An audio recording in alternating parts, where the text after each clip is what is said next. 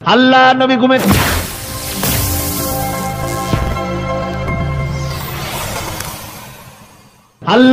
ঘুমের থেকে জেগে হযরত আলীকে ডেকে বলেন, আলী, আল্লাহ অর্ডার করেছেন আমি মদিনায় চললাম, আমার বিছানার পরে আমার চাদর গায়ে দিয়ে শুয়ে থাকো। হযরত আলী বলেন, আল্লাহর হাবিব, আপনার চাদর গায়ে দিয়ে ঘুমিয়ে থাকবো, সকালবেলায় কাফির বেঈমানেরা আপনার বিছানার পরে আপনার চাদর গায়ে দেওয়া অবস্থায় আমি আলীকে তারা মুহাম্মদ মনে করবে, আর আমি আলীকে নবী মনে করে তারা তাদের তরবারি দিয়া কেটে কেটে টুকরা টুকরা করে আমারে বিদায় করে দেবে দুনিয়া থেকে। এতটুকুনো পরোয়া করি না, বরং আমার দিলের মধ্যে এটাই তৃপ্তি থাকবে যে আমি আলীর জীবনের বিনিময় আল্লাহর হাবিব দুনিয়ায় বেঁচে আছেন। নবীজি ঘরের থেকে বেরোলেন, চতুর্দিকে কাফেররা দাঁড়ানো। আল্লাহ নবী হাতে এক মুষ্টি বালু হাতে নিয়ে শাহ হাতেল বজু পরে 3 বার দম করে বালুগুলো ছেড়ে দিলেন। বালিগুলি ঘরের চতুর্দিকে কাফেরদের চোখে চলে গেল। পরবর্তী সময় রব্বুল আলামিন ডেকে বলেন, নবীরে, বালি যখন নিক্ষেপ আপনি করেছিলেন ঘোরাঘুরি, আপনি তো শুধু নিক্ষেপ করেছিলেন, কিন্তু চতুর্দিকে কাফেরদের চোখে গেল কেমনে? একদিকে মেরেছিলেন, সেই দিকেই তো যাওয়ার কথা ছিল, চতুর্দিকের কাফেরের চোখে চোখে সেগুলো পৌঁছে গেল কেমনে? ওয়ামা রামাইতা ইদ রামাইতা ওয়ালাকিন্নাল্লাহ রামা। আপনি নিক্ষেপ করেন নাই, যখন আপনি নিক্ষেপ করেছিলেন আপনি তো শুধু বালুকণা ছেড়েছেন, আর ওই বালুকণাগুলি ঘরের চতুর্দিকে সব কাফেরদের চোখে পৌঁছবার দায়িত্ব আমার কুদরত গ্রহণ করেছিল। আমার ভাইয়েরা, নবীজি বিপদে, এতগুলি শত্রু তরবারি নিয়ে তিনি বিপদে ধৈর্য হারা হন নাই। আস্তে করে ঘরের থেকে বেরিয়ে হযরত আবু বকরের বাড়িতে গিয়ে হাজির। দরজায় গিয়ে আওয়াজ দিলেন, আবু বকর। অমনি দরজা খুলে গেল, লাব্বাইক ওয়া সাদাইক। হুজুর বলেন, আবু বকর রে, একটা ডাকে কেমনে সাড়া দিলে? তুমি কি ঘুমায়েছিলে না? হযরত আবু বকর বলেন, হুজুর, আপনি বলেছেন আমাকে নিয়ে হিজরত করবেন, আমি মনে মনে চিন্তা করেছি, না জানি কত রাত্রে নবীজি আসেন, উঠতে যদি আমার দেরি হয়ে যায়, নবীজি যদি দরজার কাছে দাঁড়ায় দাঁড়ায় আমারে ডাকাডাকি করে, আর আমি যদি ঘুমায়ে থাকি, তাহলে আল্লাহর নবীর সঙ্গে বেয়াদবি হয়ে যাবে। এই মনে করে বিছানায় না ঘুমাইয়া আপনার গলার আওয়াজ শোনার জন্য এই দরজার সঙ্গে পিঠ লাগাইয়া লাগাইয়া দাঁড়াইয়া ঘুমাচ্ছিলাম। আল্লাহর নবী হযরত আবু বকরকে সঙ্গে করে নিয়ে চললেন মদিনার দিকে। উল্টা পথে রওনা করলেন। বারবার কাবা শরীফের দিকে তাকাতে লাগলেন। বুখারী শরীফে এসেছে, নবীজি বারবার কাবার দিকে তাকিয়ে বলতেছেন, রে কাবা, বড় আশা ছিল তোর কাছে থাকবো, তোর খেদমত করব, কিন্তু তোর নিষ্ঠুর সন্তানেরা তোর কাছে আমারে থাকতে দিল না রে। আল্লাহ নবী মিসফালা দিয়ে জাবালে কেদোয়ার উপর দিয়ে চলে গেলেন জাবালে সুরে। গুহার কাছে যখন গিয়েছেন, ফজর রক্ত হয়ে গেল। হযরত আবু বকর রাদিয়াল্লাহু তাআলা আনহু বলছেন, হুজুর, আর উপায় নাই, দিন হয়ে গেল, এখন বুঝি ধরা পড়ে যাব, ওই গুহার মধ্যে গিয়ে আশ্রয় নেই। তবে আপনি দাঁড়ান, গুহার ভিতরেই পাহাড়িয়া গুহা, বিচ্ছু থাকতে পারে, সাপ থাকতে পারে, আমি আগে ঢুকি, যদি কোনো হিংস্র প্রাণী থাকে আমার উপর দিয়ে আঘাত হয়ে যাক, আল্লাহর নবী হেফাজতে থাকুন। হযরত আবু বকর রাদিয়াল্লাহু তাআলা আনহু গুহার ভিতরে নামলেন। নেমে গুহা সাফ করে হুজুরকে ডাকলেন। হুজুর তাশরীফ ফরমালেন গুহার মধ্যে। হুজুর বলেন, আবু বকর, হেঁটে হেঁটে কষ্ট হয়ে গেছে, তুমি বসো, তোমার উরুর উপরে মাথা রেখে আমি একটু ঘুমায়ে যাই। আল্লাহর হাবিব ঘুমায়ে গেলেন। হযরত আবু বকর লক্ষ্য করে দেখেন চতুর্দিকে অনেকগুলি গর্ত দেখা যায়। এই গর্ত থেকে সাপ আসতে পারে, বিচ্ছু আসতে পারে মনে করে নিজের গায়ের চাদর ছিঁড়ে ছিঁড়ে গর্তগুলি বন্ধ করা শুরু করে দিলেন। কয়েকটা গর্ত বন্ধ করার মতো চাদর আর নাই, পাও দিয়ে চেপে ধরলেন। এক পাহাড়িয়া বিষধর সাপ বেরোবার জন্য চেষ্টা করে বেরোবার পথ খুঁজে না পেয়ে হযরত আবু বকরের পায়ের উপরে দংশন করেছে। বিষের যন্ত্রণায় হযরত আবু বকরের চোখ থেকে পানি দরদর করে পড়ছে। রাসূলুল্লাহর ঘুম ভেঙে গেল। আল্লাহর নবী তাকিয়ে বলেন, আবু বকর, চোখে পানি কেন? বাড়ির কথা বুঝি মনে পড়ে গেছে? হযরত আবু বকর বলেন, ইয়া রাসূলুল্লাহ, আল্লাহর নামে কসম করে বলি, যেই দিন আমি ঈমান এনেছি ওই দিন থেকে আমার মা বাপ, আমার কোলে আমার সন্তান, আমার স্ত্রী, আমার জায়গা জমি ঘর বাড়ি, এমনকি আমার নিজের আত্মার চাইতে হুজুর আপনারে ভালোবাসি বেশি। তাহলে কাঁদো কেন? হযরত আবু বকর বলেন, হুজুর বাড়ির জন্য কাঁদি না, ছেলেপেলের জন্য কাঁদি না, সাপে দংশন করেছে যন্ত্রণায় কাঁদতেছি। আল্লাহ নবী সঙ্গে সঙ্গে মুখ থেকে থুতু বার করে যন্ত্রণার জায়গায় লাগাই দিলেন, সঙ্গে সঙ্গে যন্ত্রণা বন্ধ হয়ে গেল। হুজুর বললেন, আবু বকর, প্রথম যখন তোমার এই আঘাত করেছিল সাপে, আমাকে কেন তাড়াতাড়ি বলো নাই? এতক্ষণ তো তোমার কষ্ট হতো না। হযরত আবু বকর বলেন, ইয়া রাসূলুল্লাহ, ওটা তো সাপে কাটার যন্ত্রণা, ওই যন্ত্রণায় আমার রক্ত জ্বলতেছে, যন্ত্রণায় যন্ত্রণায় আমার কলেজাটা যদি ফেটেও যেত। আল্লাহর হাবিব আরাম ফরমাচ্ছিলেন, আমি তাকে আরামে বিঘ্ন ঘটাতে পারতাম না। আমার ভাইয়েরা, হযরতে আবু বকর, হযরতে রাসূল দুজন বসে আছেন। এমনি সময় কাফের বেঈমানেরা খুঁজতে খুঁজতে জায়গা মতো এসে গেছে। একজনে বলে ভিতরে আছে, আর একজনে বলে নাই। পায়ের যদি থাকবে তাহলে মাকড়সায় জাল বুনালো কি করে, পাখি ডিম পেড়ে বসে আছে কি করে, তাদের সন্দেহ হতে লাগলো। এর মধ্যে নাই একজন বলে আছে আর একজন বলে নাই। হযরত আবু বকর ভয়ের চোটে কেঁদে ফেলেছেন, হুজুর আর উপায় নাই।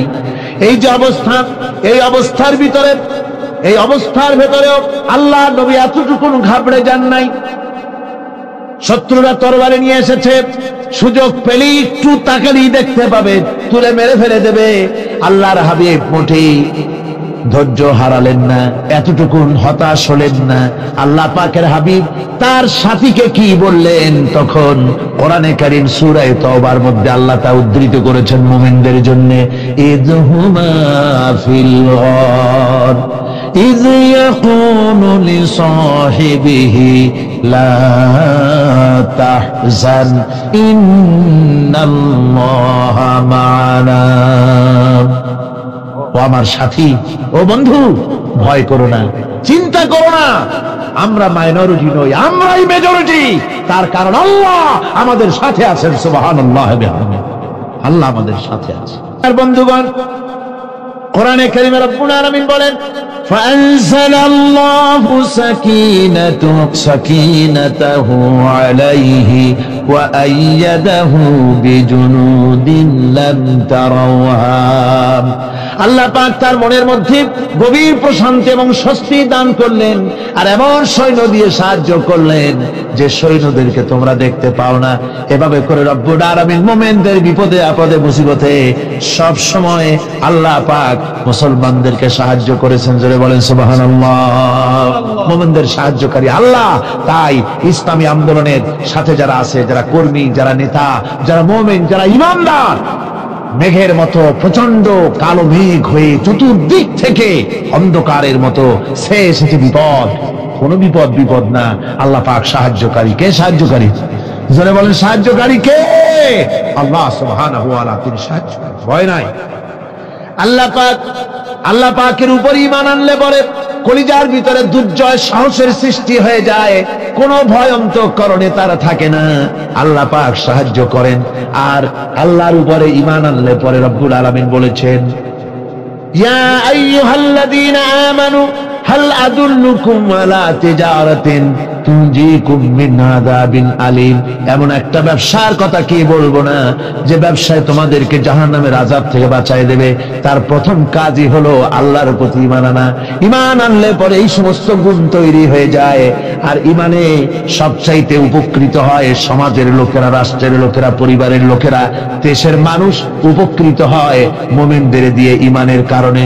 তার কারণ হলো একজন মুমিন, একজন ব্যক্তি যখন ঈমানদার হয়, মুমিন হয়ে যায়, আল্লাহর প্রতি যখন প্রগাঢ় বিশ্বাস তার এসে যায়, তখন সেই ব্যক্তি নৈতিকতার মান তার বেড়ে যায়। জোরে বলেন সুবহানাল্লাহ। নৈতিক চরিত্রের উপরে সে প্রতিষ্ঠিত হয়, সে মিথ্যা বলতে সাহস পায় না। মুমিন ব্যক্তি মিথ্যা বলতে সাহস পায়? পায় না। কেন পায় না? মিথ্যা বলতে সাহস পায় না, ঠকাতে সাহস পায় না, ওজনে কম দিতে সাহস পায় না, শয়তানি বদমাশি করতে সাহস পায় না। তার কারণ হলো আল্লাহ পাক বলে দিয়েছেন, মুমিন কোরআনের ভিতরে পড়েছে, ইয ইয়াতালাক্কাল মুতালাক্কিয়ানি আনিল ইয়ামিনি ওয়া আনিশ শিমালি কাঈদ। দুজন নিয়ন্ত্রণকারী ফেরেশতা তোমার ডানে এবং বামে বসে বসে তোমাকে নিয়ন্ত্রণ করছে, কোথায় যাও কি করো এই ফেরেশতারা বসে বসে সব দেখতেছে। মা ইয়ালফিযু মিন কাওলিন ইল্লা লাদাইহি রাকীবুন আতীদ। মানুষ এমন কোন কথা বলে না যা ফেরেশতারা রেকর্ড না করে, সব রেকর্ড হয়ে যায়। তাই মুমিন ব্যক্তি দায়িত্বহীন কথা বলতে পারে না। মুমিন ব্যক্তির চরিত্র ভালো হয়ে যায়, সে যে কথা বলে বুঝে শুনে কথা বলে, সে যে ওয়াদা করে বুঝে শুনে ওয়াদা করে, যেহেতু সবকিছুর জবাব কিয়ামতে দিতে হবে। কোথায় দিতে হবে? কোথায় দিতে হবে? কিয়ামতে আল্লাহর দরবারে জবাব দিতে হবে। মহান আল্লাহ রাব্বুল আলামিন বলেছেন, ওয়ালাকাদ খালাকনাল ইনসানা ওয়া না'লামু মা তুওয়াসবিসু বিহি নাফসু। মানুষ সৃষ্টি করেছি আমি, তার অন্তঃকরণের ভিতরে ওয়াসওয়াসা কি হয় আমি জানি। এই জন্য মুমিনেরা মনের ভিতরে কোনো খারাপ কল্পনাও করতে পারে না। খারাপ কল্পনা করলেও তার হিসাব দেওয়া লাগবে আল্লাহর কাছে। কার কাছে? ওয়াইন তুবদু মিন আনফুসিকুম আও তুখফুহু ইউহাসিবুকুম বিহিল্লাহ। আল্লাহ বলেন, মনের মধ্যে যেসব কল্পনা করো তা প্রকাশ করো আর গোপন রাখো, ওইটার হিসাব নেব আমি আল্লাহ পাক। কিয়ামতের দিন আমার কাছে হিসাব দিতে হবে। বন্ধুগণ, এই জন্য মুমিন যারা, মুমিনদের চরিত্র প্রতিষ্ঠিত হয়, মুমিনদের ধারণা থাকে যেখানেই যাই না কেন, যেখানেই বসি না কেন, সেখানেই আল্লাহ, আল্লাহ ছাড়া কোনো জায়গা নাই। আছে নাকি? আছে। আল্লাহ পাক বলেন, মা ইয়াকুনু মিন নাজওয়া সালাসাতিন ইল্লা হুয়া রাবিউহুম। তোমরা যেখানে তিনজন মিলে পরামর্শ করো, মনে রেখো তিনজন নও, ওখানে চতুর্থ সত্তা আমি রব্বুল আলামিন তোমাদের কাছে আছি। সব শুনি আর দেখি, পাঁচজন যেখানে হও সেখানে আমি ষষ্ঠ। এর থেকে যদি কম হও, এর থেকে যদি বেশি হও, বান্দারে তুমি আছো যেখানে আমি আল্লাহ আছি সেখানে। উপায় নাই, সব জায়গায় আমি দেখতে পাচ্ছি। শুধু তাই নয়, রাত্রিবেলায় মানুষেরা গোপনে পরামর্শ করে, করে না? করে কিনা? রাতে রাতে পরামর্শ করে, এক জায়গায় বসে, হলের মধ্যে, পাহাড়ের মধ্যে, কোন জায়গায় বসে পরামর্শ করে। কি পরামর্শ? ইসলামী আন্দোলনের লোকদের মারবে, কোথায় তাদের ধরবে, কোথায় তাদের অত্যাচার করবে, এই সমস্ত পরামর্শ করে। আল্লাহ পাক বলছেন, শুনুন, আল্লাহ রাব্বুল আলামিন বলেন, ওয়া হুয়া মাআহুম ইয ইউবাইতুনা মা লা ইয়ারদা মিনাল কাউল ওয়া কানা আল্লাহু বিমা তা'মালুনা মুহীতা। আল্লাহ পাক বলেন, তিনি তো ঠিক সেই সময়ও তোমাদের কাছে থাকেন যখন তোমরা নিজেদের ঘরের মধ্যে বসে, কোন এক জায়গায় বসে আল্লাহর মর্জির খেলাফ পরামর্শ করো, আল্লাহ তখনও তোমাদের কাছে থাকেন। আল্লাহর ইহাতা থেকে, আল্লাহর কর্তৃত্ব থেকে বেরিয়ে যাওয়ার কোনো উপায় নাই। সুতরাং গোপনে বলেন, প্রকাশ্যে বলেন, যেভাবেই যা কিছু করা হোক না কেন, আল্লাহর কাছে আমাদের সমস্ত অপরাধগুলি ধরা হয়ে যায়। আর এটাই হচ্ছে ঈমানের সীমা পরিসীমা। তিলকা হুদুদাল্লাহ ফালা তা'তাদুহা। তিলকা হুদুদুল্লাহ, এটাই হচ্ছে আল্লাহর সীমানা। ঈমানের এই সীমারেখা বজায় রেখে, ঈমানের উপরে মজবুত করে কোন ব্যক্তি, পরিবার, সমাজ, রাষ্ট্র যদি তৈরি হয়, তাহলে সেই সমাজেই শান্তি আসে, সেই সমাজেই আরাম আসে, সেই রাষ্ট্র শান্তিপূর্ণ হয়, সেখানে দিন কায়েম হয়, মানুষ সুখ সমৃদ্ধি খুঁজে পায়। সুতরাং আমরা আজকে আলোচনা করলাম ঈমানের কোয়ালিটি। কি আলোচনা করলাম? ঈমানের কোয়ালিটি। এই কোয়ালিটি দিয়ে যেন আল্লাহ আমাদেরকে ভরপুর করে দেন। জোরে বলেন আমিন। আরো জোরে বলেন আমিন।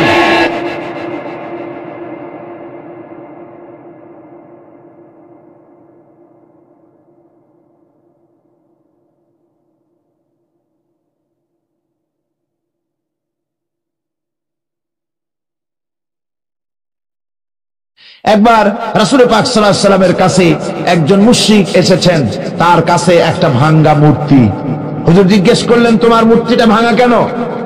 লোকটি বলল যে এটি হচ্ছে আমার খোদা, একে আমি সব সময় সাথে রাখি, না জানি কোন সময় কোন বিপদে পড়ি, এই জন্য সাথে রাখি বিপদ থেকে বাঁচার জন্য।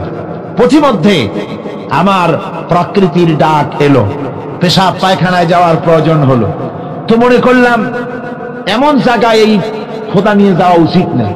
খোদাকে রাস্তার উপরে রেখে তারপরে গেলাম কাম সারতে। কাম সেরে এসে দেখি যে এইটার মাথা থেকে শুরু করে পা পর্যন্ত ভিজা। মনে করলাম খোদার শরীর ভিজা, না জানি নিশ্চয়ই কোনো পবিত্র বরকতপূর্ণ পানি হবে।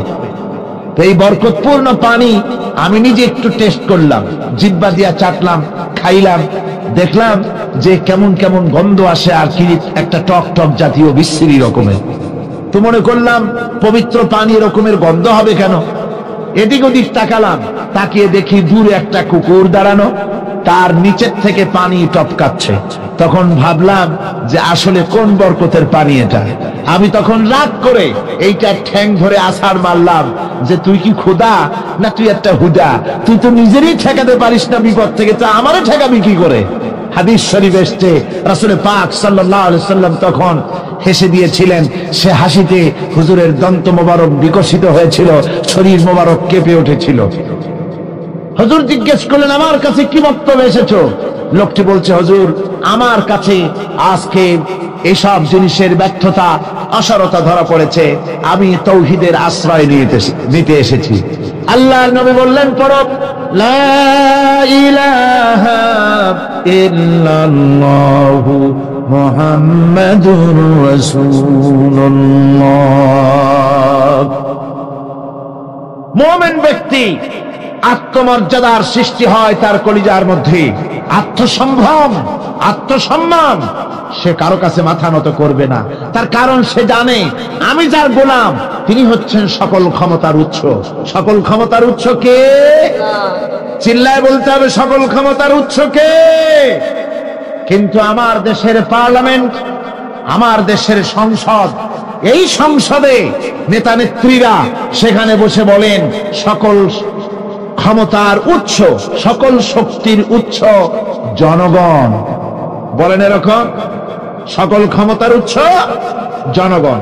এই ধরনের কথা বলা শিরক, বিশ্বাস করাও শিরক। জনগণের ক্ষমতা কোথায়? জনগণ শুধু ভোটের ক্ষমতা রাখে, ক্ষমতা দেওয়ার মালিক আর ক্ষমতা ছিনায় নেওয়ার মালিক জোরে বলেন কে? জনগণই যদি ক্ষমতার মালিক হয় তাহলে 9 বছরের রাজার 10 বছরের সাজা হয় কেমনে? জনগণ ক্ষমতার মালিক নয়, এটি একটি মিথ্যে কথা।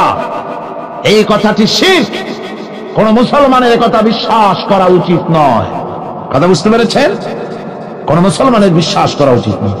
আল্লাহ পাক পরিষ্কার বলেছেন, আন্নাল কুওয়াতা লিল্লাহি জামিআ, সমস্ত ক্ষমতার উৎস কেবলমাত্র আল্লাহ সুবহানাহু ওয়া তাআলা। কিন্তু বেকুবরা বোঝে না, জনগণকে খুশি করার জন্য, তাদের ভোট যেন বারবার পাওয়া যায়, এই জন্য বলে সমস্ত ক্ষমতার উৎস জনগণ। বেকুবেরা, পাগলেরা বুঝে না, সেই জন্যই তারা এই কথাগুলি বলে। কয়েকটি কথা আমাদের দেশে চালু আছে যে কথাগুলি শুনলে খুবই খারাপ লাগে। একটা হচ্ছে সকল ক্ষমতার উৎস জনগণ, এটি মারাত্মক শিরকপূর্ণ কথা। আরেকটি কথা, যখন রেডিও টিভিতে বলা হয় যে কুতুবদিয়া, হাতিয়া, সন্দ্বীপ, কক্সবাজার উপকূলীয় এলাকায় থেকে 280 মাইল স্পিডে বাতাস প্রবাহিত হবে, 30 ফিট উঁচু হয়ে জলোচ্ছ্বাস হবে, গ্রেট ডেঞ্জার সিগন্যাল নাম্বার 10 দেখাবার জন্য বলা হলো। সাথে সাথে তারপরেই রেডিও টিভি থেকে, সরকারি যন্ত্র থেকে সরকারের লোকেরা বলতে থাকেন এই বিরাট তুফান, জলোচ্ছ্বাস এবং ঘূর্ণিঝড়ের মোকাবেলা করার জন্য সেনাবাহিনী প্রস্তুত করে রাখা হয়েছে। কি বেকুবি! 30 ফুট জলোচ্ছ্বাস হবে, সেনাবাহিনী কর্মী কি বন্দুক নিয়ে দাঁড়ায় থাকবে? মোকাবেলা করবা, প্রচন্ড বাতাসের মোকাবেলা করবা তুমি সলিমুদ্দি। হ্যাঁ, বরং বলা যেতে পারে ঘূর্ণিঝড় এবং জলোচ্ছ্বাসের পরে যে দুর্যোগ সৃষ্টি হবে তড়িৎ গতিতে, আমরা সেই দুর্যোগকে মানুষকে ঠেকাবার জন্য আমরা প্রাণ চেষ্টা চালাবো, আমাদের সব মেশিনারি সেজন্য প্রস্তুত আছে, এটা বলা যেতে পারে। কিন্তু ঝড়ের মোকাবেলা করব, মারাত্মক কথা, মারাত্মক কথা। আবার আরেকটি কথা খুবই মারাত্মক, এগুলো পত্র পত্রিকায় দেখি, অমুক দলের অমুক নেতা হসপিটালে মৃত্যুর সঙ্গে পাঞ্জা লড়তেছে। আজীব তামাশা। মৃত্যু কি তোমার মাইকেল টাইসন? মৃত্যু কি তোমার মোহাম্মদ আলী ক্লে যে পাঞ্জা লড়বা? মৃত্যুর সাথে পাঞ্জা লড়তে পারে এমন ক্ষমতা পৃথিবীর কেউ আছে? সুতরাং এগুলো জাহালাতের কথা, মূর্খতার কথা। মৃত্যু যন্ত্রণায় ভুগছে এটা বলা যায়, মৃত্যু যন্ত্রণায় কষ্ট পাচ্ছে বলা যায়, মৃত্যুর সাথে পাঞ্জা লড়ছে, সলিমুদ্দিন সাহস তো কম না। আমার ভাইয়েরা, সুতরাং সমস্ত ক্ষমতার উৎস কেবলমাত্র আল্লাহ সুবহানাহু ওয়া তাআলা। যাকে খুশি ক্ষমতায় দেন, যাকে খুশি ক্ষমতা থেকে নামায় দেন। এত বড় প্রচন্ড ক্ষমতার মালিক তিনি। রাতকে দিন বানান, দিনকে রাত বানিয়ে দেন, সাগরকে নগর করেন, নগরকে সাগরে পরিণত করে দেন, আমিরকে ফকির করেন, ফকিরকে আমির বানায় দেন, রাস্তার মানুষ ধরে নিয়ে, অপরিচিত লোক একজন ধরে নিয়ে রাষ্ট্রের মালিক বানায় দেন, প্রেসিডেন্ট বানায় দেন। আবার সম্মানের ফুলের মালা দিয়া গলা থেকে শুরু করে পা পর্যন্ত ফুলের মালা দিয়া ভরে দেন। নাফরমানি যখন বাড়তে থাকে, এত বড় ক্ষমতার মালিক আমার আল্লাহ রব্বুল আলামিন ফুলের মালাগুলি বাদ দিয়ে ফুলের মালার পরিবর্তে জুতার মালা গলায় পরাইয়া ফাঁসির মঞ্চে ঝুলাইয়া দেন। পারেন কিনা? প্রচন্ড ক্ষমতার মালিক তিনি। তিনি যদি কারো ক্ষমতা ছিনিয়ে নিবেন, এটা যদি সিদ্ধান্ত হয়, পৃথিবীর মানুষ তাকে ক্ষমতার উপরে রাখতে পারে? আর আল্লাহ যদি কাউকে ক্ষমতা দিতে চান, সেই ক্ষমতা থেকে তাকে মাহরুম কেউ করতে পারে? পারে না। সমস্ত ক্ষমতার একমাত্র মালিক হচ্ছেন কে? আল্লাহ সুবহানাহু ওয়া তাআলা। মানুষেরা বোঝে না, তাই আত্মম্ভরিতা ক্ষমতার মোহে কি করবে দিশা করতে পারে। এই জন্য যারা মুমিন হবে তাদের এই চিন্তা মনের মধ্যে থাকবে, আত্মমর্যাদা আসবে, কারো সামনে হাত পাতবে না, হাত পাতবে তো আল্লাহ সুবহানাহু ওয়া তাআলার কাছে, কাউকে ভয়ও করবে না। আত্মমর্যাদার কারণে সে তার রিজিক সম্পর্কেও নৃশংস হয়ে যাবে, অর্থাৎ রিস্ক সম্পর্কেও তার পরোয়া থাকবে না, যে হক কথা যদি বলি তাহলে যদি আমার চাকরি না থাকে। আছেন এরকম লোক? হক কথা যদি বলি, চাকরি যদি না থাকে, দাওয়াত যদি আর না হয়, গুলি খেয়ে যদি মরি, এই চিন্তাও মুমিনের লোকের মধ্যে থাকে না, যেহেতু তার আত্মমর্যাদা এসেছে। রিস্কের মালিক মসজিদের মুতাওয়াল্লি নয়। অনেক ইমাম আছে মসজিদে, হক কথা বলতে সাহস পায় না। আছে না? চট্টগ্রামে না থাকতে পারে, বিভিন্ন জেলায় আছে, হক কথা বলার সাহস পায় না। মনে করে রিস্কের মালিক মুতাওয়াল্লি অথবা সেক্রেটারি। আর দুর্ভাগ্যজনক সত্য, বাংলাদেশের অধিকাংশ মসজিদের মুতাওয়াল্লি আর সেক্রেটারি এমন লোক যারা ধর্মনিরপেক্ষতাবাদে বিশ্বাসী, যারা ইসলামের রাজনীতিতে বিশ্বাস করে না। এ ধরনের বহু লোক মসজিদের সেক্রেটারি, মেম্বার, মুতাওয়াল্লি হয়ে বসে আছে, আর মসজিদের ইমামদেরকে হক কথা বলতে দেয় না। আছে না? ইমাম সাহেবরা, আমি কিন্তু পাইকারি কথা বলছি না, আলহামদুলিল্লাহ যোগ্যতা সম্পন্ন ইমাম আছেন যারা কথা বলেন। আবার কিছু লোক আছে যারা ভয় পান, আমি তাদের উদ্দেশ্যে বলছি, কোরআনে কারীম বলছে রিস্কের মালিক হচ্ছেন আল্লাহ সুবহানাহু ওয়া তাআলা। তোমার রিস্কের পরোয়াটা কিসের? ইন্নাল্লাহা হুয়ার রাজ্জাকু যুল কুওয়াতিল মাতিন। রিস্কের মালিক তো আল্লাহ পাক, তার হাতেই সমস্ত রিস্ক। রিস্ক কার হাতে?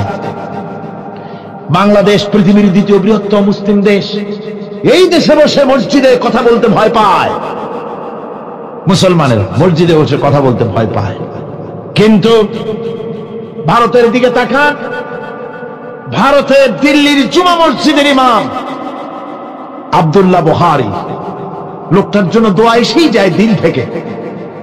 যখন কলকাতার হাইকোর্টে কোরআনে কারীমকে ব্যান করে দেওয়ার জন্য মামলা দায়ের করা হলো,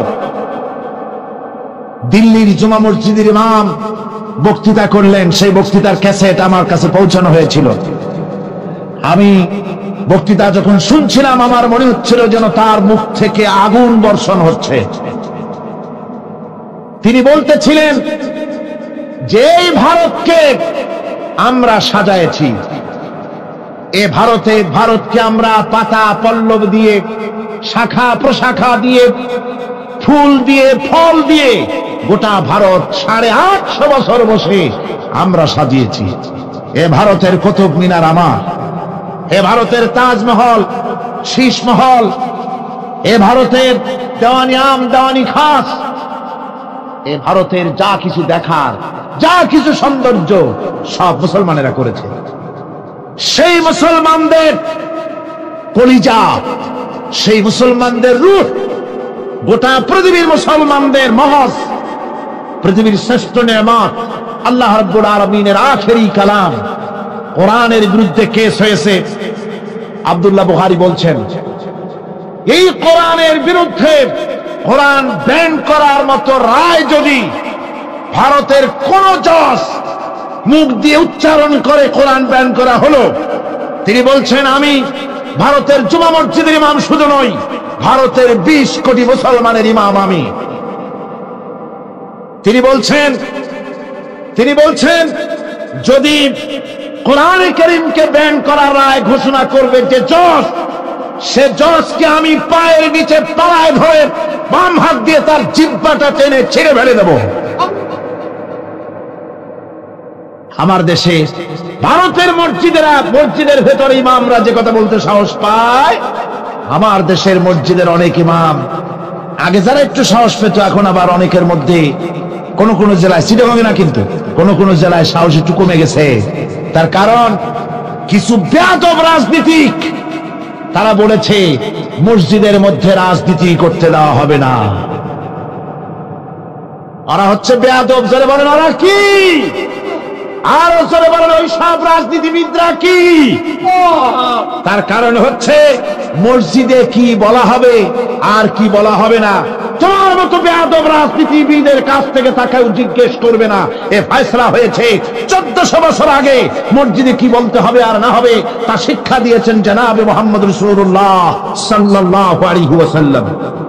ওলামাদেরকে মসজিদে ইমামতি যারা করে তারা হচ্ছে ইমাম নেতা, তোমরা তাদের সাথে আদব করতে হবে। তারা কি বলবে আর কি বলবে না ডিকটেট করার অধিকার কারো নাই, অধিকার আছে।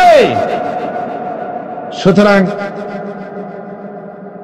আলিমদেরকে, মুমিনদেরকে, যারা নাকি কালেমা পড়ে মুসলমান হয়, তাদের সকলের এই সাহস মনের মধ্যে আসা দরকার, ব্যক্তিত্ব আসা দরকার।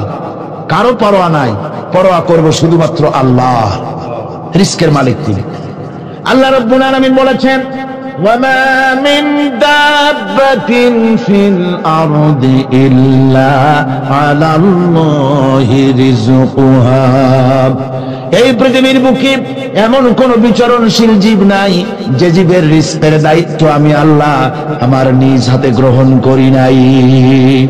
সব জীবের রিজকের চাবি আমার হাতে। কার হাতে? তাহলে ভয়টা কিসের? আপনার একটা পেট, তাই নিয়ে এত চিন্তা? অথচ এই পৃথিবীতে আল্লাহ পাক বলেন অসংখ্য প্রাণী আছে যাদের কোনো সঞ্চয় নাই। শকুনের মরা গরু অনেকগুলি ব্যাংকে জমা আছে নাকি? কবে কোথায় একটা মরা গরু পাইছে আর খোঁজ নাই, খবর নাই। ওগুলা কি না খাইয়া মরতে দেখছেন রাস্তায় পথে ঘাটে? সুবহানাল্লাহ বিহামদিহি। অসংখ্য প্রাণী এভাবে দুনিয়া আছে। আল্লাহ রাব্বুল আলামিন বলেন যাদের কোনো সঞ্চয় নাই, যারা কোনো সঞ্চয় করে না, এ ধরনের সাপগুলি, শিয়ালগুলি, বাঘগুলি, পাখিগুলি, জলচর প্রাণী, স্থলচর প্রাণী, আর অন্তরিক্ষে মহাশূন্যে উড়ে বেড়ায় যে সব প্রাণী, এ ধরনের শত সহস্র কোটি কোটি প্রাণী, তারা সকাল বেলায় খালি পেট নিয়ে বেরিয়ে যায়।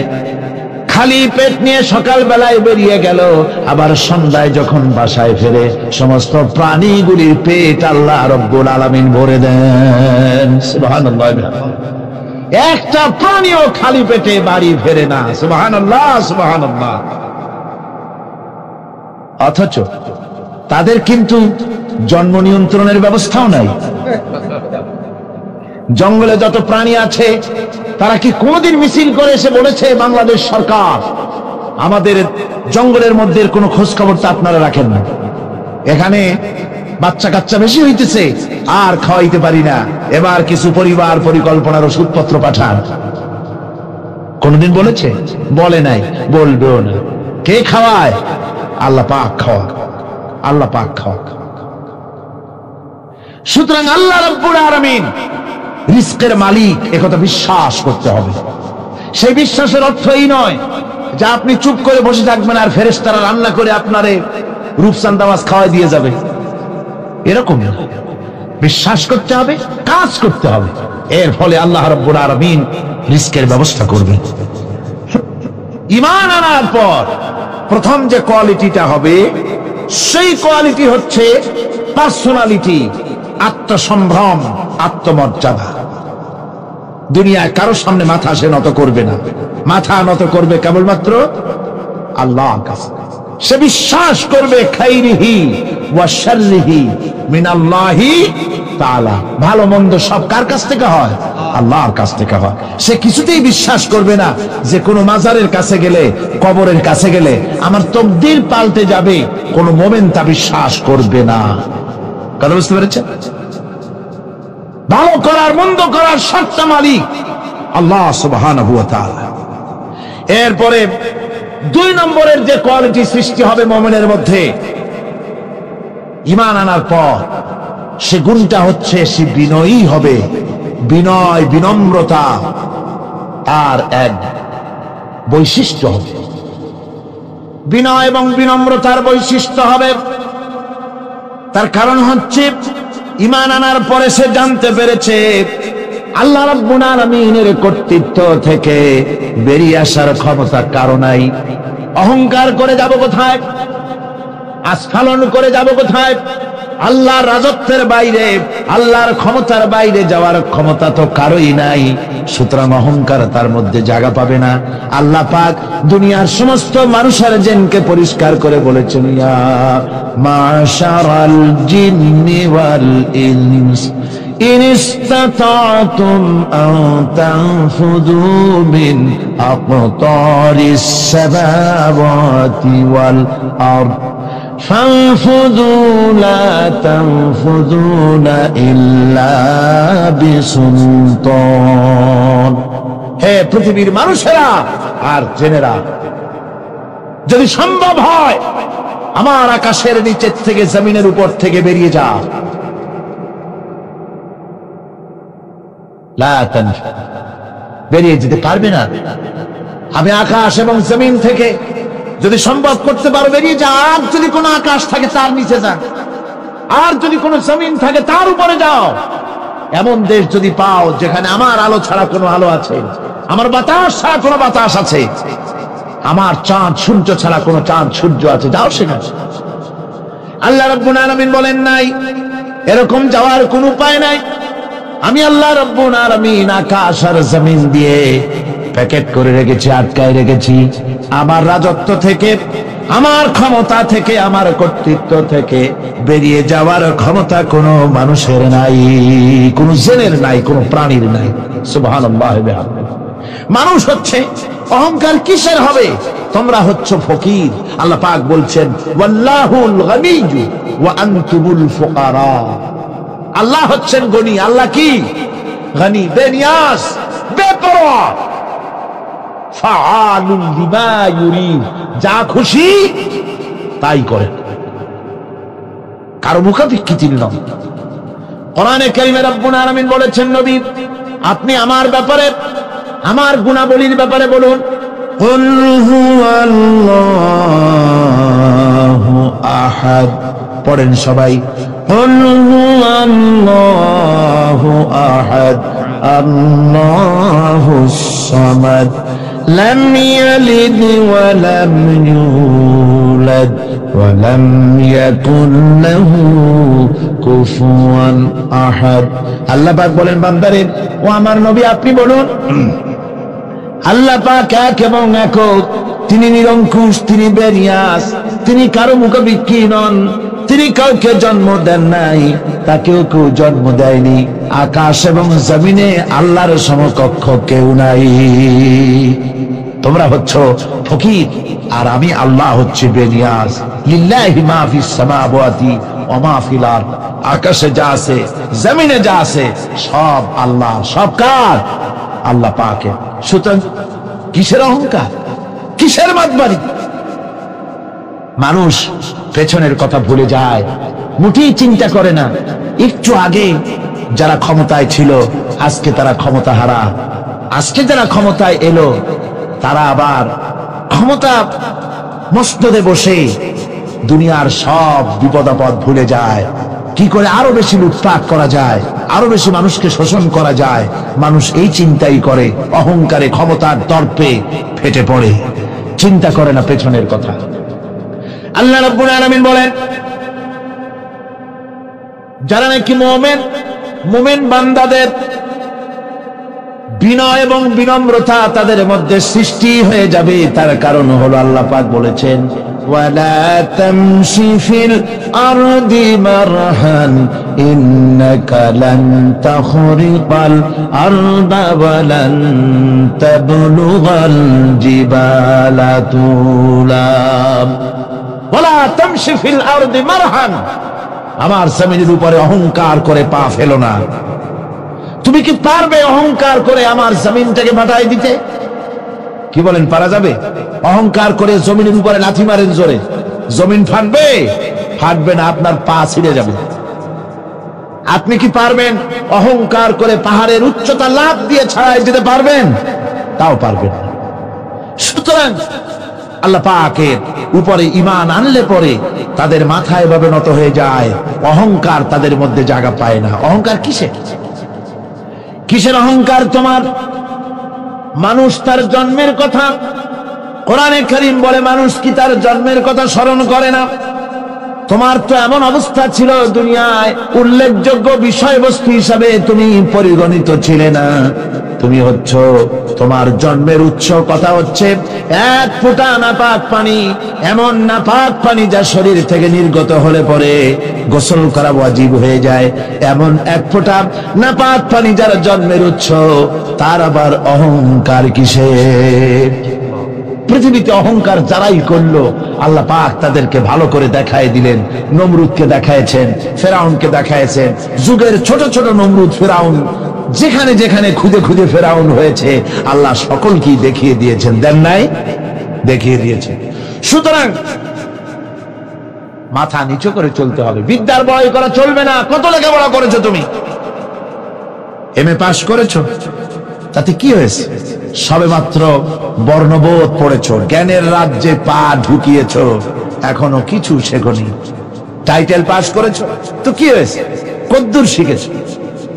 নিউটনের মতো মানুষ মৃত্যুর সময় বললেন, জ্ঞান সমুদ্রের বেলাভূমিতে দাঁড়িয়ে সামান্য বালু কণা নিয়ে নাড়াচাড়া করলাম, অথই সমুদ্রের কিছুই দেখতে পারলাম না।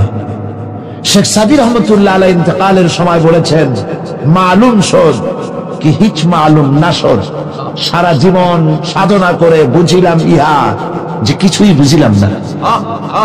এগুলি হচ্ছে জ্ঞানীদের কথা। আর কোন রকম ইউনিভার্সিটির বারান্দা দিয়ে 3-4 দিন হাঁটছে, কয় যে সব বুঝি। কি বুঝছো? কয় দেয়ার ইজ নো গড, স্রষ্টা বলতে কেউ নেই। পাগল কি আর গাছে ধরে মিয়া?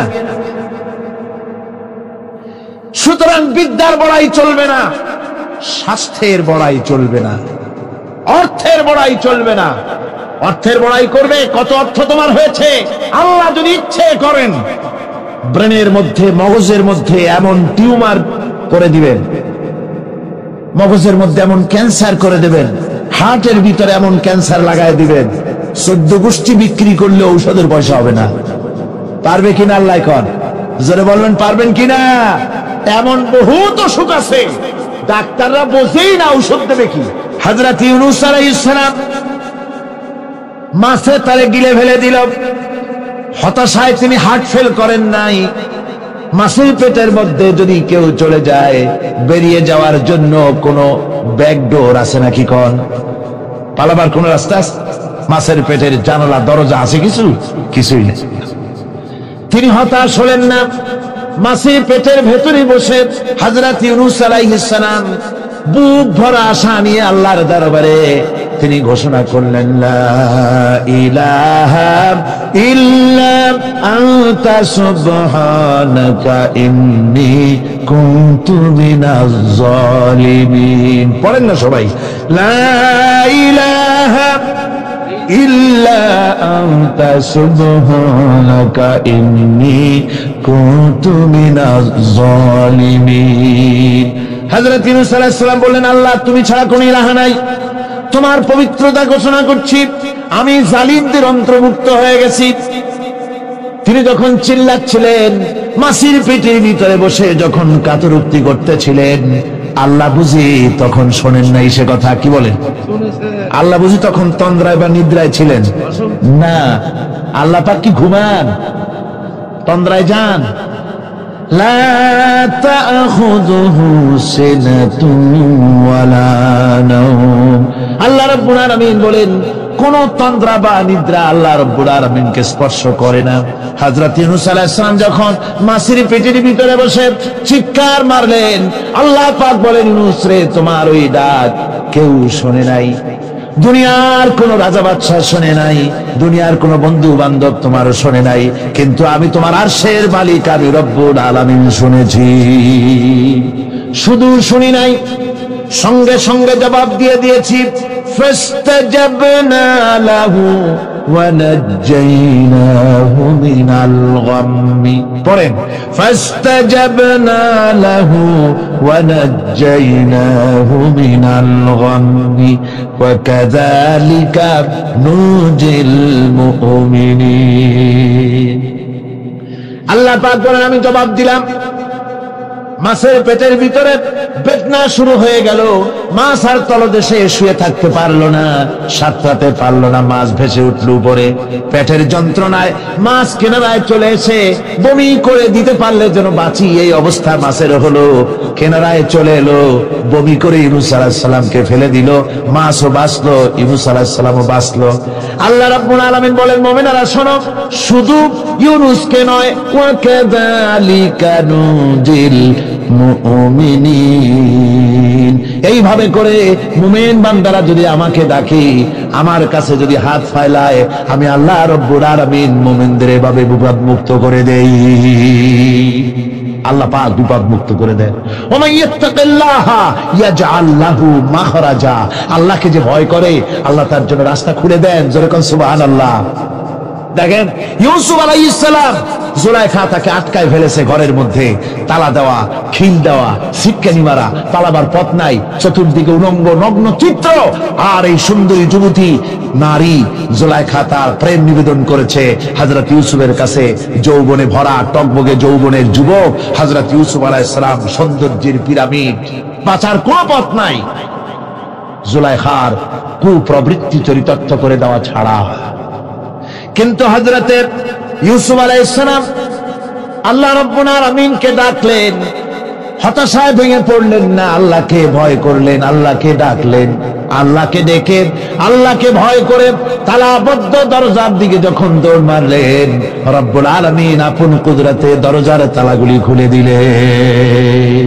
ভাইরা আমার, এভাবে করে মুমিনেরা কখনো হতাশ হয় না। ফাইন্না মাআল উসরি ইউসরা, ইন্না মাআল উসরি ইউসরা।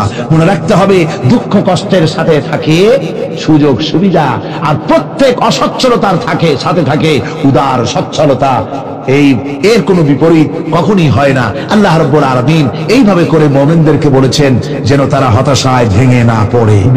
আল্লাহ পাক বলে, বান্দা যখন আমাকে ডাকে, আমি বান্দার একদম নিকটে, তার ঘাড়ের চাইতেও নিকটে। ওয়া নাহানু আকরাবু ইলাইহি মিন হাবলিল ওয়ারিদ, আমি আমার বান্দার সারা যে রগের উপরে তার মাথা, এর থেকেও আমি আমার বান্দার বেশি নিকটে। সুবহানাল্লাহ পড়ে। আমি তোমার কাছে, আমার কাছে মাপ চাও, যত বড় গুনাহ হোক। ওয়া ক্বালা রাব্বুকুম উদউনি আস্তাজিব লাকুম, তোমার প্রভু তোমাকে ডেকে বলেছে আমাকে ডাকো, আমি মাফ করে দেব। সুবহানাল্লাহ বিহামদিহি, কত বড় কথা। আমাকে ডাকো, নিরাশ হয়েও না, হতাশ হয়েও না। আল্লাহর গজব বেশি না রহমত বেশি? আল্লাহর রহমত বেশি। হাদিসে কুদসির ভিতরে এসেছে, আল্লাহ পাক বলেছেন, কোন বান্দা যদি আমার দিকে এক বিগত অগ্রসর হয়, আমার রহমত তার দিকে এক হাত এগিয়ে যায়। কোন বান্দা যদি আমার দিকে হেঁটে আসে, আমার রহমত তার দিকে দৌড়ে যায়। বান্দা যখন আল্লাহর দরবারে দুহাত উঁচু করে চোখের পানি ফেলে দেয়, মুসলিম শরীফের হাদিসের ভিতরে এসেছে, গভীর রাত্রে, রাতের তৃতীয় অংশে আল্লাহ রাব্বুল আলামিন প্রথম আকাশে আসেন আর ডেকে বলেন, পৃথিবীতে আছো নাকি কেউ গুনাহ করে জীবন বরবাদ করে দিয়েছো, আমার কাছে মাপ চাও। ঋণগ্রস্ত আছো, অসুস্থ আছো, অপমানিত আছো, কে আছো মাজলুম, আমাকে ডাকো, আমার কাছে বলো, আমি ডাকের সাড়া দেব, জীবনের আশা পূরণ করে দেব। ওই সময় যেই সমস্ত লোকেরা কাঁদে তাহাজ্জুদের নামাজ পড়ে, আল্লাহ জিজ্ঞেস করেন ফেরেশতারা, অমুক অমুক দেশ অমুক অমুক বান্দারা কাঁদে কেন? ফেরেশতারা বলে, রব্বুল আলামিন তুমি তো ভালো করে জানো। আল্লাহ বলেন, জানি, তবুও তোমাদের মুখে শুনতে চাই। তারা বলে, রব্বুল আলামিন তোমার এই বান্দা গুনাহ করেছে, গুনার জন্য মাপ চায়, জাহান্নাম থেকে বাঁচতে চায়। আল্লাহ পাক বলেন, ফেরেশতারা আমার এই বান্দারা আমারে দেখেছে নাকি? বলে দেখে নাই। বলে আমার দোজখ দেখেছে নাকি? বলে না, তাও দেখে নাই। আমার বেহেশত দেখেছে নাকি? বলে না, তাও দেখে নাই। আল্লাহ পাক বলেন, ফেরেশতারা সাক্ষী থাকো, ওরা আমাকে দেখে নাই, আমার বেহেশত দোজখ কিছুই দেখে নাই, শুধুমাত্র আমার নবীর কথা, আমার কোরআনের কথা বিশ্বাস করে আরামের ঘুমকে হারাম করে যেভাবে তারা কাঁদতেছে, সাক্ষী থেকে যাও ফেরেশতারা, আবার রহমতের দরিয়ায় জোশ মেরেছে আমার ওই ক্রন্দনরত বান্দাগুলিকে আমি আল্লাহ মাফ করে দিলাম। সুতরাং মুমিন বান্দা যারা, আল্লাহর মুমিন বান্দা যারা, এই ঈমানের কোয়ালিটি, এটাও হতাশায় নিরাশায় ভেঙে পড়বে না। গুনাহ তো মানুষই করে, গুনাহ হয়ে গেছে, মাপ চাও। তোমার গুনাহ কদ্দুর? তোমার গুনাহ যদি হয় পাহাড় সমান, আল্লাহর রহমত আকাশ সমান। জাহান্নামের কঠিন শাস্তি থেকে বাঁচতে হলে আল্লাহর প্রতি ঈমান আনতে হবে। আর ঈমান আনলে যে কোয়ালিটিগুলি হওয়া উচিত, সেগুলি আমি আপনাদের সামনে আলোচনা করছি। এরপর আরেকটি কোয়ালিটি হবে মুমিনের, তা হলো কঠোর কঠিন বিপদে অবিচল থাকবে, বিপদে ভেঙে পড়বে না। বিপদ আপদ, শত্রুতা, ক্ষয় ক্ষতি যা কিছু হয় সবই আল্লাহর পক্ষ থেকে, এটা মেনে নিতে হবে এবং ধৈর্য ধারণ করতে হবে। বিপদ মুসিবত শুধু উম্মতের জন্য নয়, দুনিয়ার সমস্ত নবীদের বিপদ এসেছে, হয় নাই? নবীদের বিপদ আসে নাই? কোরআনে কারীম থেকে শুনুন, আল্লাহ রাব্বুল আলামিন বলেন, وَكَذَلِكَ جَعَلْنَا لِكُلِّ نَبِيٍّ عَدُوًّا مِنَ الْمُجْرِمِينَ। আল্লাহ পাক বলেন, এমনি করে আমি সকল নবীদের শত্রু বানিয়ে দিয়েছি সব পাপিষ্ঠ আর অপরাধ প্রবণ লোকদেরকে। প্রত্যেক যুগে নবীদের শত্রু ছিল, প্রত্যেক যুগে নবীদের কি ছিল? শত্রু ছিল। সে শত্রু কারা ছিল? আল্লাহ পাক বলছেন, নবীদের শত্রু ছিল পাপিষ্ঠ আর অপরাধ প্রবণ লোক, এরাই ছিল নবীদের দুশমন।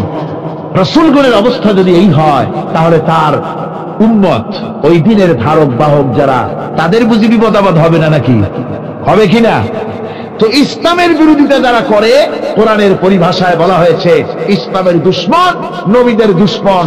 দুনিয়ার সব পাপিষ্ঠ আর অপরাধ প্রবণ লোকেরাই ইসলামের দুশমন হয়, নবীদের দুশমন হয়। আজও দেখেন, আজও তাকিয়ে দেখেন, ইসলামী আন্দোলনের বিরোধিতা যারা করে তারা পাপিষ্ঠ চরিত্রের কিনা তাকায় দেখেন, খুঁজে দেখেন, সর্বত্র খুঁজে দেখুন, খুঁজে দেখুন। যারা ইসলামী আন্দোলনের বিরোধিতা করে যারা ইসলামকে মিটিয়ে দেওয়ার চেষ্টা করতেছে, যারা ইসলামকে মৌলবাদ বলে, ইসলামকে সাম্প্রদায়িক বলে। কোরআনে কারীমের কথা কত স্পষ্ট যে নবীদের দুশমন হয়, ইসলামের দুশমন হয় মুজরিম লোকেরা, অপরাধ প্রবণ আর পাপিষ্ঠ লোকেরা। আজও আমরা দেখতে পাই এই শ্রেণীর লোকেরা পাপিষ্ঠ এবং সবচাইতে সমাজের নিকৃষ্ট ধরনের চরিত্রহীন লোক। নামাজ নাই। আপনি খুঁজে দেখেন ইসলামী আন্দোলনের বিরোধীরা যারা করছে, যারা নেতৃত্ব দিচ্ছে, নামাজ নাই, রোজা নাই, চরিত্র নাই, হজ নাই, যাকাত নাই, মদ, জুয়া, জেনা, ব্যভিচার ইত্যাদিতে লিপ্ত। চেহারা দেখলে ছেলেপেলেরা 2 গ্লাস পানি খায় ভর ছোটে। কথা ঠিক কি না কয়? এই হলো অবস্থা। মারে কেন? মুমিনদেরকে, পয়গম্বরদেরকে, সাহাবীদেরকে এবং ঈমানদারদেরকে মারে কেন? তার কারণ হচ্ছে আল্লাহ রাব্বুল আলামিন বলেছেন, ওয়া মা নাকামু মিনহুম ইল্লা আইয়ুমিনু বিল্লাহিল আজিজিল হামিদ। কাফিররা ঈমানদার লোকদেরকে অন্য কোন অপরাধী নির্যাতন চালায় না, নির্যাতন চালায় শুধু এই কারণে যেহেতু মুমিন লোকেরা পরাক্রমশালী, আল্লাহ রাব্বুল আলামিনের দ্বীনকে কায়েম করতে চায়, তার উপরে ঈমান এনেছে, এই কারণেই তারা মারে। ঠিক কিনা কর? যুগে যুগে নবীদের উপরে, সাহাবীদের উপরে যে অত্যাচার হয়েছে, সেই অত্যাচার এই কারণেই হয়েছে, অন্য কোনো কারণে নয়। এই কঠিন বিপদে অবিচলতা এবং ধৈর্যের দৃষ্টান্ত নবীগণ পেশ করেছেন পৃথিবীর বুকে। আমরা দেখেছি ইব্রাহিম আলাইহিস সালামকে আগুনে ফালানো হয়েছে, আছে না কোরআন শরীফে? আমি কিন্তু গল্প করতেছি না, সব কোরআনের কথা। কিসের কথা? ইব্রাহিম আলাইহিস সালামকে আগুনে ফালানো হচ্ছে। অপরাধ কি?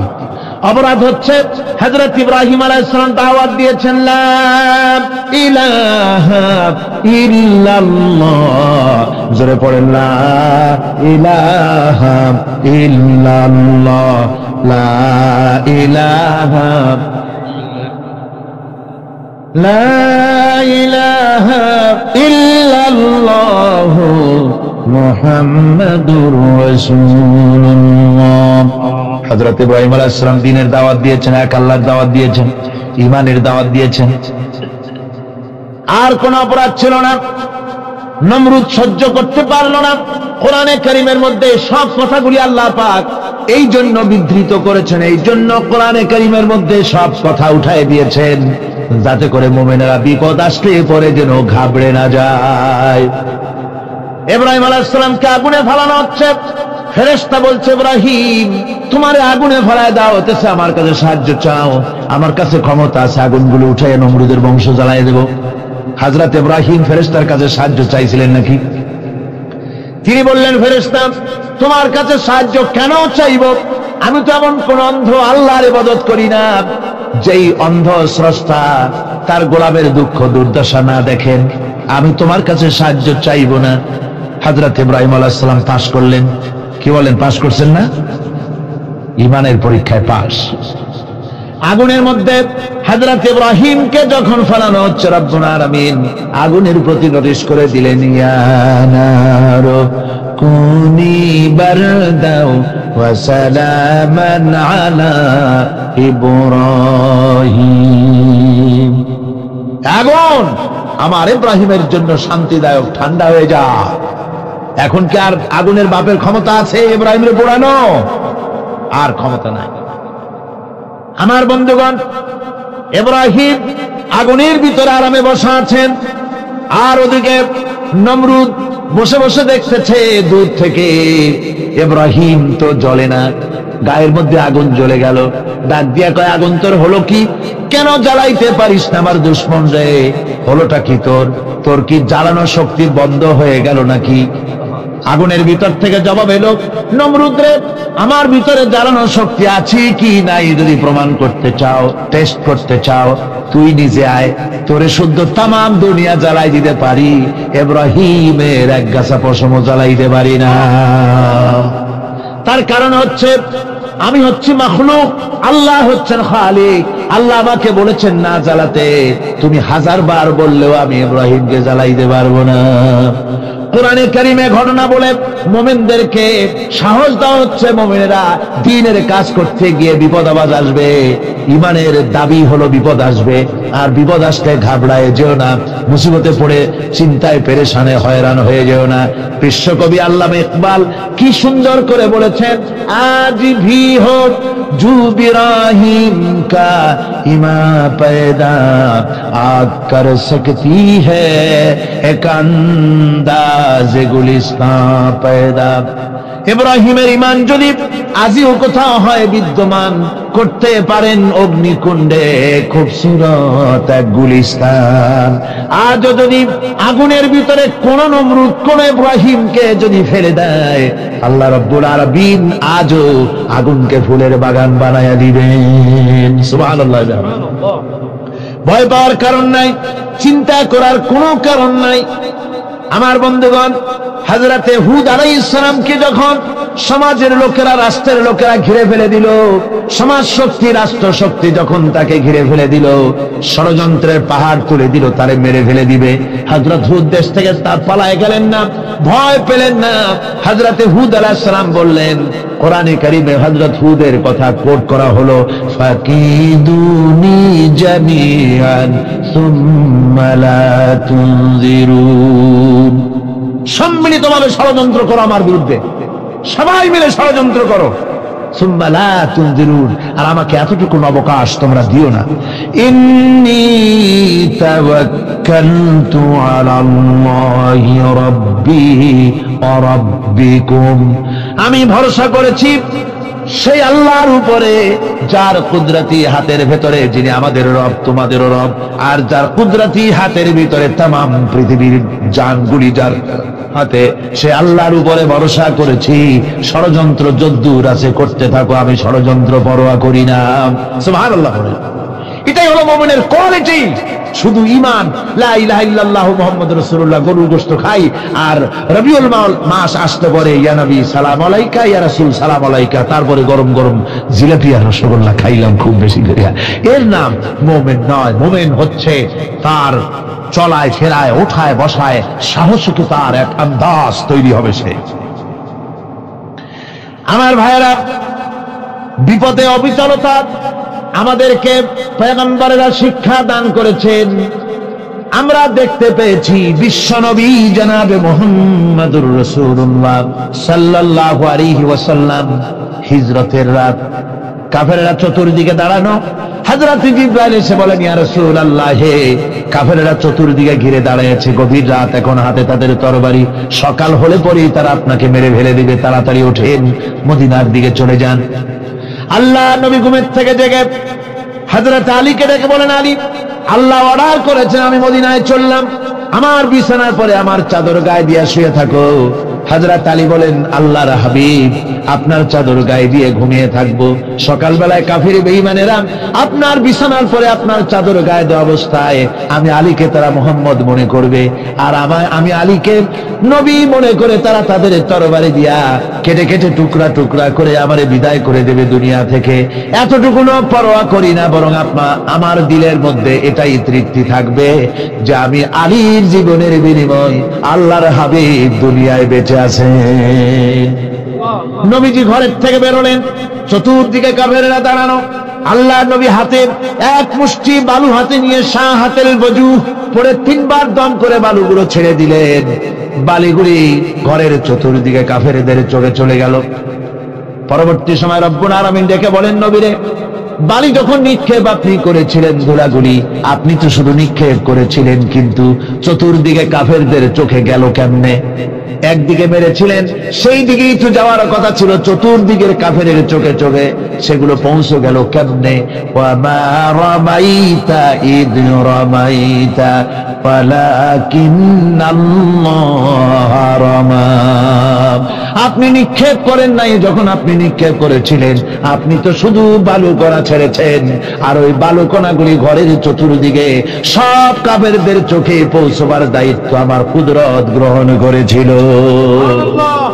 আমার ভাইয়েরা, নবীজি বিপদে এতগুলি শত্রু তরবারি নিয়ে তিনি বিপদে ধৈর্যহারা হন নাই, আস্তে করে ঘরের থেকে বেরিয়ে হযরত আবু বকরের বাড়িতে গিয়ে হাজির। দরজায় গিয়ে আওয়াজ দিলেন আবু বকর, অমনি দরজা খুলে গেল। লাব্বাইক ওয়া সাদাইক। হুজুর বলেন, আবু বকর রে, একটা ডাকে কেমনে সাড়া দিলে? তুমি কি ঘুমায়েছিলে না? হযরত আবু বকর বলেন, হুজুর আপনি বলেছেন আমাকে নিয়ে হিজরত করবেন, আমি মনে মনে চিন্তা করেছি না জানি কত রাত্রে নবীজি আসেন, উঠতে যদি আমার দেরি হয়ে যায়, নবীজি যদি দরজার কাছে দাঁড়ায় দাঁড়ায় আমার ডাকাডাকি করে আর আমি যদি ঘুমায় থাকি, তাহলে আল্লাহর নবীর সঙ্গে বেয়াদবি হয়ে যাবে। এই মনে করে বিছানায় না ঘুমাইয়া আপনার গলার আওয়াজ শোনার জন্য এই দরজার সঙ্গে পিঠ লাগাইয়া লাগাইয়া দাঁড়াইয়া ঘুমাচ্ছিলাম।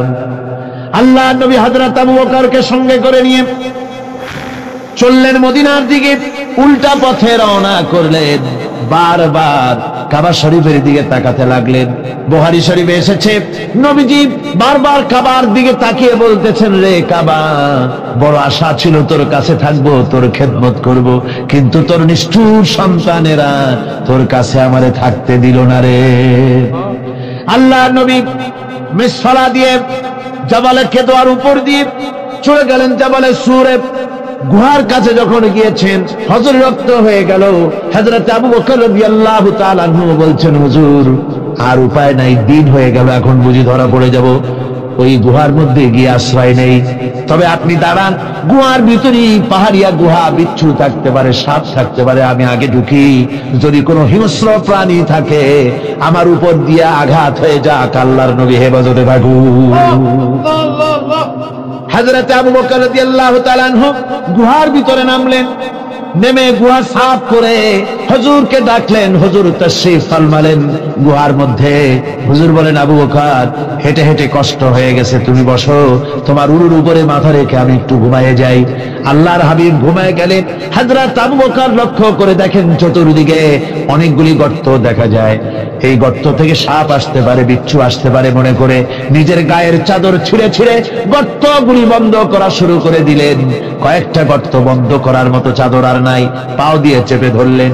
এক পাহাড়িয়া বিষধর সাপ বেরোবার জন্য চেষ্টা করে বেরোবার পথ খুঁজে না পেয়ে হযরত আবু বকরের পায়ের উপরে দংশন করেছে।